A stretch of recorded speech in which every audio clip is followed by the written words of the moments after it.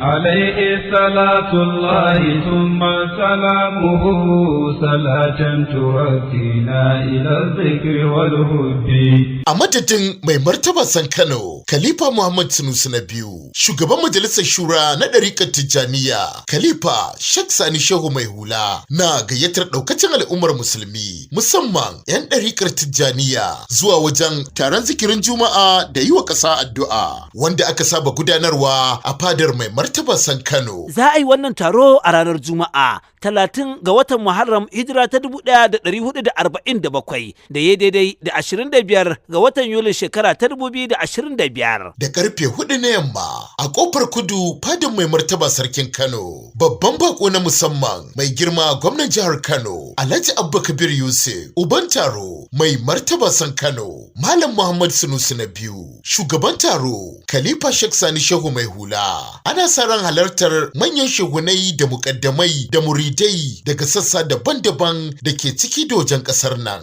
Sanarwa daga sakataren majalisar shura na ɗarikar Tijjaniya, Barista Habibu ɗan Almajiri. Allah ya bata ikon zuwa, amin. محمد مفتاح الفتوحة سيدي وكاتم سلك الرسل ختما مقدما به نال كل الأنبياء منالهم به زينة الحضرات وقر وعظما